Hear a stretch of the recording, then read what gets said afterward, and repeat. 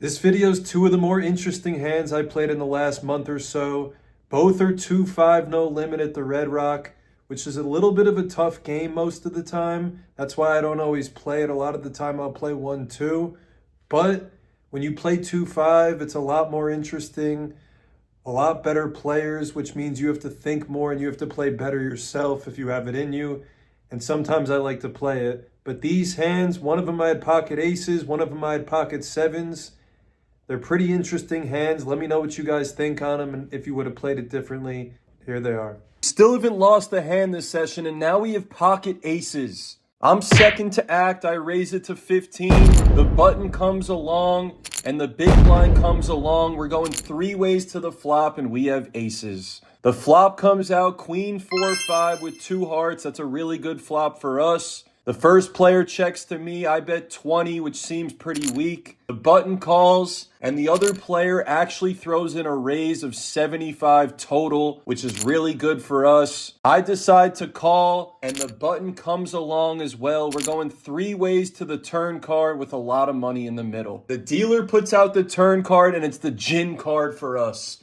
The ace of clubs comes on the turn. We turn top set. The player that raised on the flop is also the young kid who's about 22 years old. And interestingly enough, he checks on the turn. So now there's two potential flush draws out there, and I have top set. So I got to figure out a way to get paid here. Given the fact that there's two flush draws out there and there's straight draws out there, I'm thinking I need to bet big. And if they want to continue with this hand with their draws, I got to make them pay to see it. So I bet $250 into about 300 to keep applying pressure to my opponents. The guy behind me folds. The young kid thinks for a while what to do on the turn, and eventually he puts 250 in the middle, and we're headed to a river. The river comes out, and it's the best possible river card we can ask for. It doesn't change anything.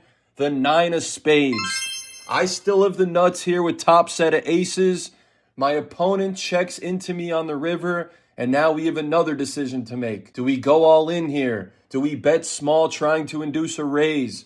What do we do? After thinking it over for a little bit, I decided to bet small because I don't think my opponent's hand strength is that strong. I think he's pretty weak. And the only way he can win the pot is to try and bluff me. If I go all in, he probably just folds. But the fact that his hand I don't think is that strong, I throw out a raise of 1/6 of my chips. I throw out a bet only 1/6 of my entire chip stack, trying to induce him to raise. And eventually he does put me all in after thinking, and I snap call his ass with pocket aces turning a set, and I win the pot. I double up, I take all the money. What a hand for us. Unbelievable.